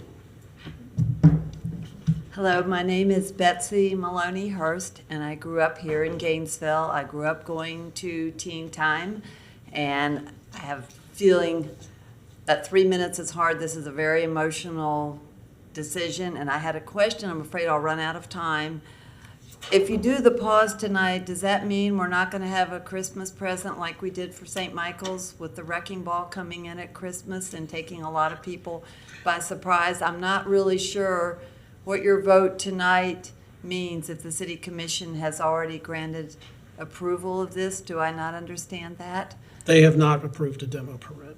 Okay. Well, thank you, Kathleen Kaufman, for your excellent report. Yes, I poured over all this and tried to figure out 3 minutes. I brought my last pictures from March 24th, 2019. We were scheduled to perform again with Ensemble and the Star Theater and the Caring and Sharing Group. We filled up the whole room in 2019 with our audience and all the performers, and we were scheduled March 14th, 2020, and you probably know what happened. I think of all the buildings that have been torn down, just like they said, the lots that are vacant, the Coffin House that was supposed to be an environmental center has not been rebuilt. St. Michael's, I know that was Episcopal Church, 2018. The old courthouse, my mother was part of the group that worked so hard to save it. You know what building we have, and you know how people want to tear it down now and put up the next one. Luckily, she was more successful with the group that saved the Thomas Center. That's one of the anchors for the historic neighborhood, just like this recreation center is. I've had a lot of roofing problems. I know about codes enforcement. I know about the building inspectors, and I know what a lousy job they did, and they could have probably saved me maybe $75,000 and a lot of heartache. This could have been prevented. I wonder about the termite inspectors. I think about it, but just like Melanie shared, I belong to a mills group in England, UK, also international mills group, water mills, windmills, and then the American group. I've seen what's been preserved. I've seen from the 1500s. I go to covered bridges, just came back from Wisconsin finally, first time since 2019, and see the bridges that now have cars still on them and what they've done with the restoration. I know how the beams can be restored. I know how roofs can be improved. I've learned more about roofing than I ever wanted to know. The Capitol had the demo demolition, if you remember, it barely got saved. The swamp we know is gone. Hurley Hall behind St. Augustine is gone. St. Michael's Church is gone. The Alachua County Courthouse, the old Gainesville Playhouse. But then the Masonic Temple. We're lucky that the private sector came in, because I remember talking to one of our city commissioners, and that did not sound like it had any chance. Kirby Smith, now renamed, but that barely got saved. The Matheson Center. So I've seen the successes when people want to put their minds into it and their money and restoring them into a beautiful gym. I was amazed at the pictures I have, how gorgeous it was in 2019. Better than when I went to Teen Time and ballroom dancing lessons there. Thank you very much. If I may, the second page of the letter, I feel like it's very important.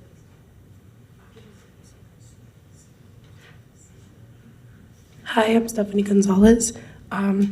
As the letter continues, many of us residents marvel at the rich and unruly diversity of plant and animal life there. It thrives precisely because it's unruly, not managed and manicured like the city's green spaces are, but with toxic chemicals that result in dead earth, which requires an endless cycle of fertilizers and pesticides. All of this ends up in our waterways and drinking water. Historic preservation isn't about buildings, it's ultimately about preserving the relationships, including interdependent ecologies of culture and nature over time. The demolition and construction of a new TBC engenders losses that are intangible too. There's a loss of the joy and peace we gain, especially in urban areas, connecting with the earth and nature in a non-directed, quiet, and relaxing place. The current scale of the TBC is a perfect match for the scale of our neighborhood. Its current size of the building keeps entertainment at the neighborhood scale. Blessedly, it's not Depot Park yet. Demolition is also a dissolution of the stories that make our histories rich and complex, the stories that may or may not agree and give us a pause to reflect, ask questions, and connect more deeply with one another. These stories inform how we think, feel, and live, not only as individuals, but also with broader circles of community. History isn't in the past, it lives in the now and shapes our lives and futures. As Melanie Barr has pointed out, the history of the TBC honors our community's legacy of service, from the men who went off to war to those who strove to give them recognition and nurturance. The history doesn't thrive on a plaque or in a book. It lives in the building and on the land itself, in the old stage and the woodwork, the outdoor fireplace and the shuffleboard court. That's how we keep the history alive and continue to think and play and marvel and invent with it. There are many more reasons to preserve the Thermal Bolton Center, but I will conclude with an economic one. We are in a national and global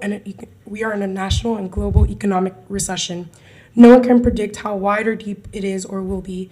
New prices in many areas of construction are up to 30%. Demolishing and rebuilding the Thermal Bolton Center is going to cost an astronomical and ultimately untenable sum, especially in the context of the dire housing crisis in Gainesville. The slow repair and preservation is a much more realistic, neighborhood-oriented, and ultimately cost-effective route, particularly at this time. Slowing down the process gives everyone more time to connect over what the TBC means to us as a neighborhood, and a city. Thank you. Okay, was there anyone else? Okay. Hi, Tim Dalrymple, and I just really have a question, and maybe it's for staff, but is it premature to consider how this restoration or demolition integrates with the proposed greenway linking Tom Petty Park with downtown? Is that a consideration? Is it, what, you guys have anything on that?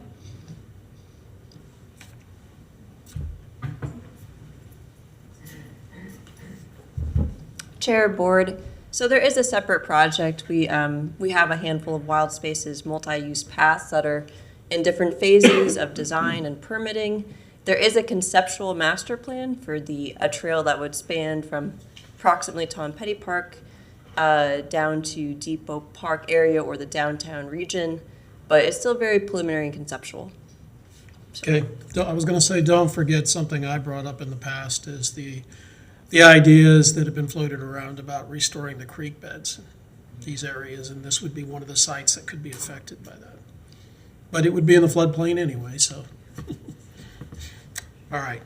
Do we have anybody else, or does, okay. Well, then that concludes public comment. Oh, I got another one? Sure. Reed Fogler, and I didn't stand up to affirm that I won't lie, but I affirm I won't lie. Bill made a interesting point, and I just want to encourage the board to consider whether staff should ask take inventory of this. The city has a number of historically relevant properties, and the condition to which we maintain them or don't maintain them may be a good thing to take an inventory of. And so I don't know if that's already been done, but I know with my 16 historic structures, I'm always going, what do I got to do? Where am I going to come up with the money? How are we going to do this? And so, and I think I would encourage the board to ask staff or take appropriate measures to look at that as a city, not just structures in historic districts, but other historic structures that are in our city, but maybe not in the district. And then I had one other thought. Let's see. I didn't used to have to wear these.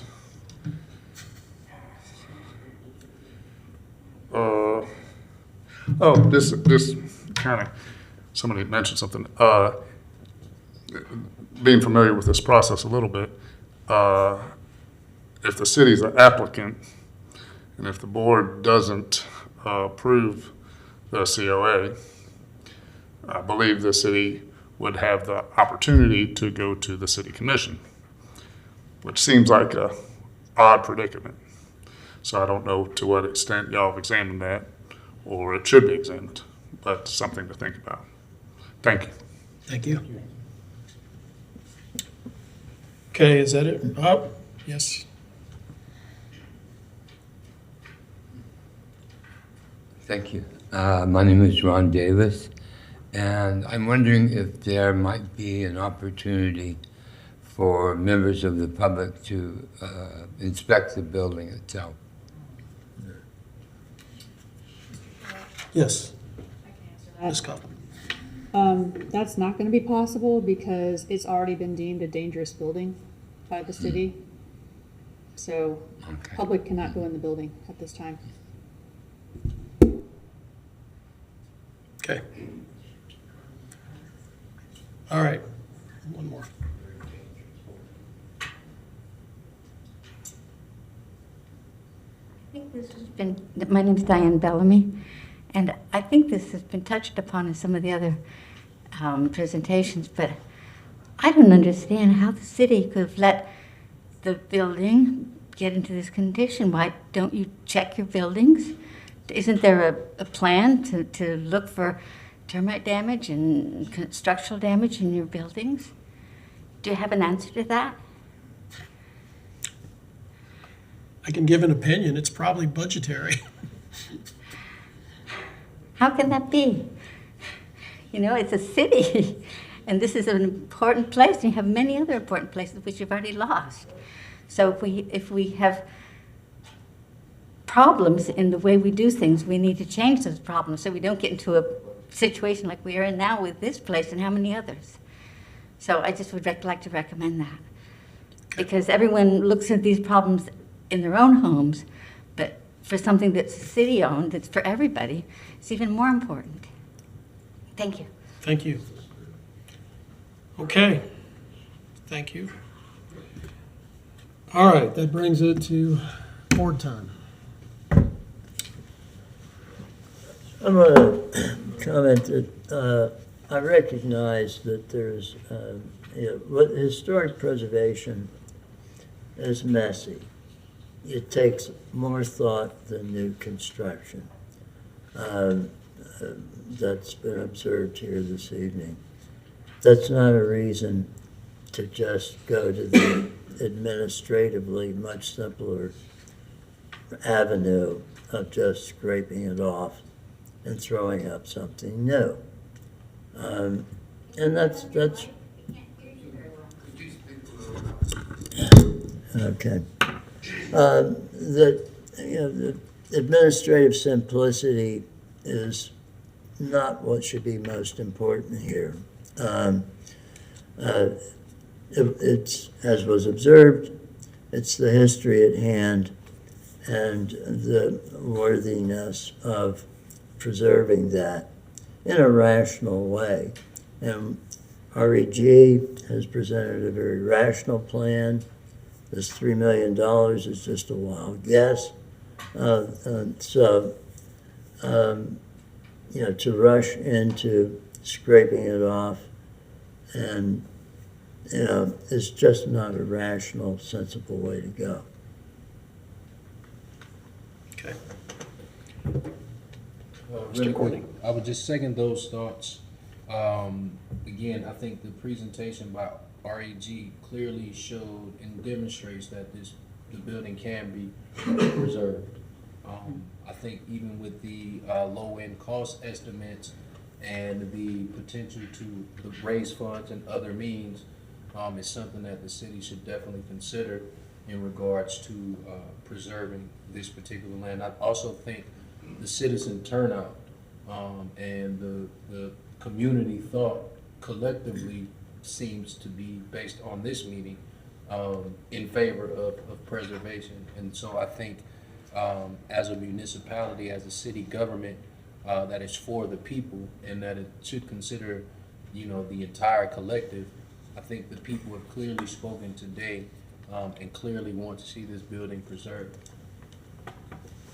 I have one final thought. Yes. My thought is clearly the greenest building is the building you already have.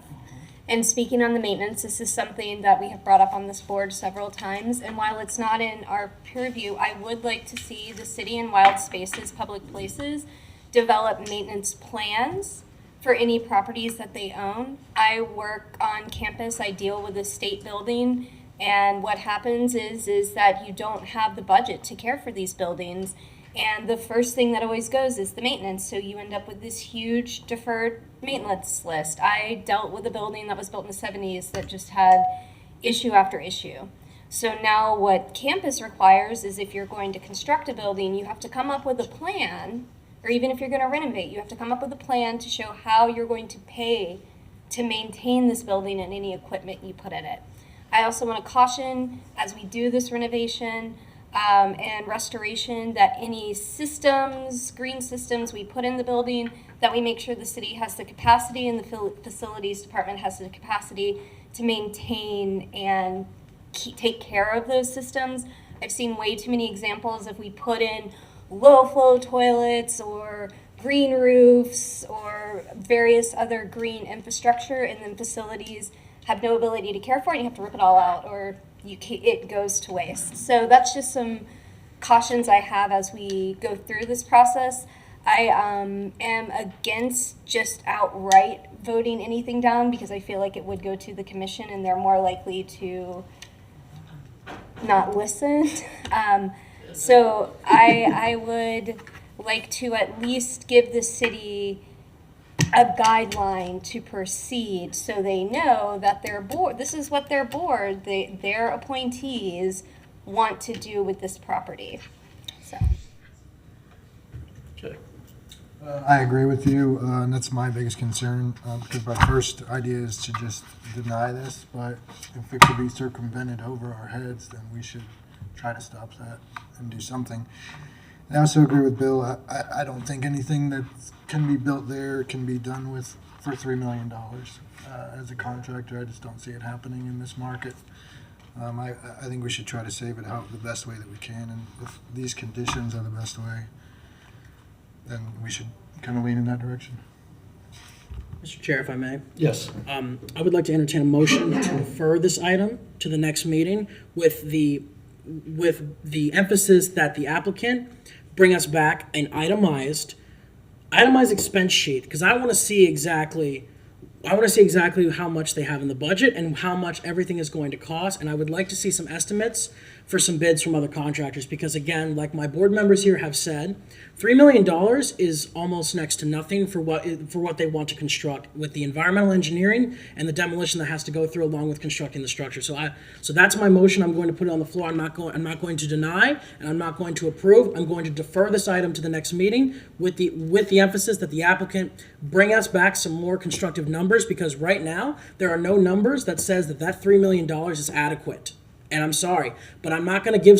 But I'm sorry, but if we're going to be fiscally responsible, I need to see numbers, and I have no numbers in front of my face. Thank you very much. Yes. I know right now it's declared a dangerous property and it's on code's list, and there's no power. So if we defer it, I feel like that keeps it on the dangerous list and keeps it without power. So what's the process to get it off that? I don't want this to be a situation like St. Michael's where it gets torn down, where we're in the process of saving it. If it's on the list of buildings that are, It would, Mr. Chair, Yes, please. it would be my recommendation that you deal with this tonight. It has already been put on the dangerous buildings list, and that time has already kind of extended its route. I don't know that putting it off a month would really give anybody adequate time to actually come up with real numbers at this point. So I think you have heard from all these people who have been taking their time out this evening to come speak to you, and this is going to end up at the commission no matter how you go. Mm-hmm. So I think you put this forward to the commission with your best ability to make a statement with what you've been given. Okay. Chair, if I may, then I will amend my motion for denial of the permit. Thank you. Okay. And even if we do, it's not going to get power back to the building any faster. There's a lot that has to go on before they'll put any even temporary poles out there. Correct. Okay. Any further comment?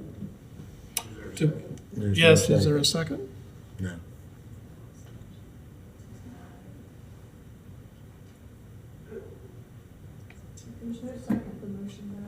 Right. Okay. Mr. Chairman, I move the staff recommendations entirely as presented to us. I second that motion. Okay. How about we do a roll call? Thank you. Jay Reeves? Aye.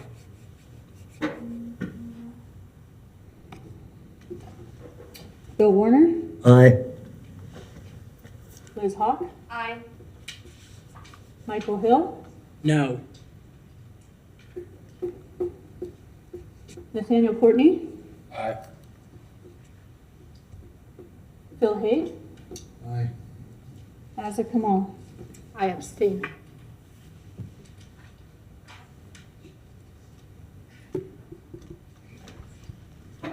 That motion carries 5-1-1.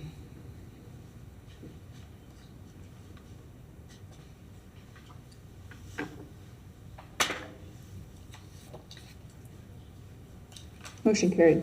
Okay. All right. Thank you. All right. Thank everyone for coming tonight.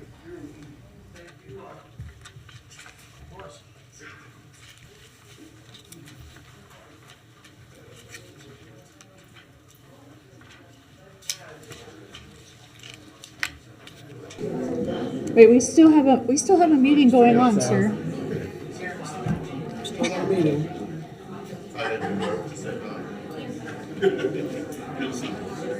Okay. If I could have your attention, we're still going to carry on with our meeting, so if you'll take it outside.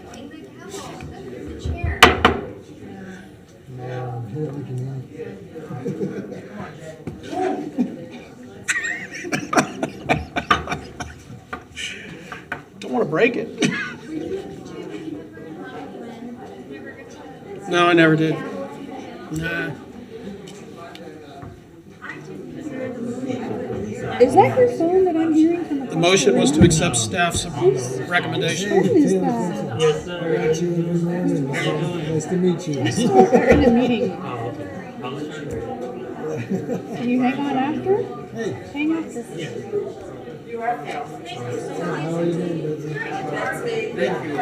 Thank you.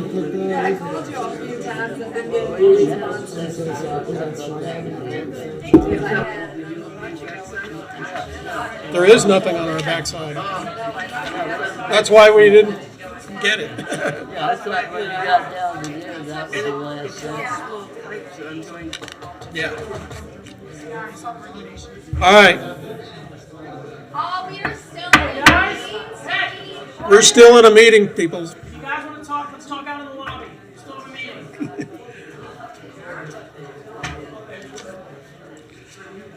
All right, moving on with the meeting.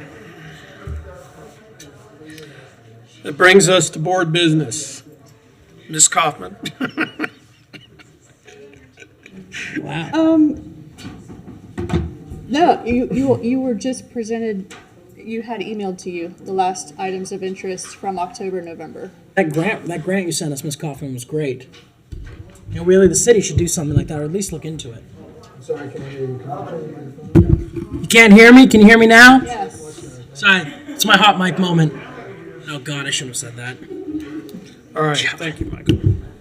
So I actually, I do have a member comment. Yes. I watched the commission meeting where the historic preservation seat was up. And I just want to apologize to you, Kathleen, and I also want to apologize to Peter and the other board applicant, and just say that I thought that meeting was really terrible, and I'm sorry for what happened to you, and I'm sorry for what happened to our applicant. So I just wanted to give my apology as a board member. I was very upset. I think that's an important thing to note about this meeting is that, you know, if we would have just denied it, I think it would have just went to the city commission and it would have had a different outcome without us. I still stand by my denial. Good for you, man. Strong on my convictions. I want to give like a waiver on why I abstained. I don't Yes, know if please. That's okay. So Actually, you're supposed to if you abstain. yeah, I see the contribution of a community center to the community is as urgent as with all the activities and potential restoration, partial demolition is as important as restoring the entire building. So I am on the fence. I am also, there was a speaker here, I think she left, talking about the embodied carbon, and I'm a strong believer, and also the demolition process by itself, even partially, is contributor, like heavily contributor to the emission. So I'm totally against that. At the same time, I'm totally pro giving something back to the community as fast as possible. So I would urge the city, all departments that will work together, recreation and our historic preservation team, and all departments that are going to be involved in the bring back this important historically, culturally, structurally building style back to the community as fast as possible. So with whatever resources and grants application. So this is like an urgent request to all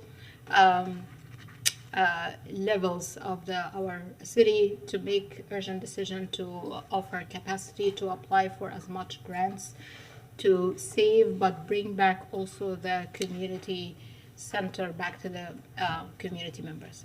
This is why I abstained, and because I'm pro fast give back service to the community, but if it is done fast only with no consideration to how we save the environment, but also how we culturally preserve this very invaluable a piece of art, considering all the history of other buildings that we lost that I was not aware of, but thanks to everyone who weighed in on that, this is why I abstained. I want to just clarify on the record why I abstained, although I'm typically leaning towards full preservation of buildings. Okay, thank you. Any other board comment? Member comment? Can I? Yes. I really just want to put on record that what I continue to hear from the community is a lack of transparency. And I'm sure that I'm not the first person to say that, but I think it's just important that, that be said on record that I think the city needs to be more transparent with the protocols and procedures. And even tonight, as Mr. Hill kept reiterating, there are no numbers. There's no real plan. And when we're presented with a thorough plan that sort of dots I's and crosses T's, and then we're presented with something else that we're supposed to consider that very much lacks that, and it's supposed to be representative of the city, I think that's an issue. I think it also seems to be an issue where, to me, I felt like a disconnection between this board and the city, as if this board is not a part of the city. I felt like there was an environment of opposition for some reason.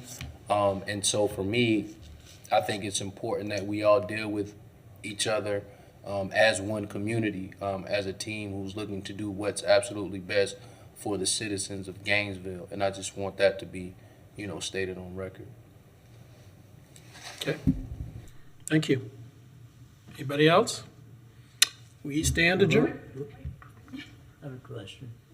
We have a next meeting question. Yes, okay. Next meeting date. So, Mr. Chair, your, Next meeting is supposed to be January 3rd, because that's the first Tuesday, but we're not in work that Monday. So the next day we have this room available would be Monday the 9th. Okay. So if you all so choose to move the board meeting. Comment? I'll be out of the country on business. Okay.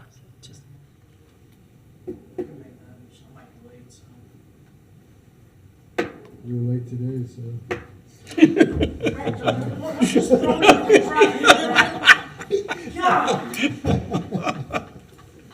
When's the 5 line coming by? Come on, let's just throw it out there, Okay, I'm going to approve the 9th. Okay. Second. I'm good. There's a motion and second. Then I have a question. Regard to attendance. Regarding what? Attendance. I believe we have a rule. Thank you. I believe we have, this is in regard to attendance, we have a rule, certainly applies to us and I think more broadly, about attendance. We definitely do, especially because this is a quasi-judicial board. And one of the other things you're going to be getting at your next meeting, November, December is when, because we're a certified local government, we have to do our annual report to the state in November, December. So that is getting prepared for them right now, and you'll get a copy in January, and part of that is board attendance. So you'll be able to see on a spreadsheet, like. Well, it occurs to me that not every member has met the attendance requirements. It's Showing up for 2 minutes is very not possible. attending. And the clerk's office also has the ability to just remove people from the board. I think it's time. Okay. All right. If that concludes all the official business, so we stand adjourned.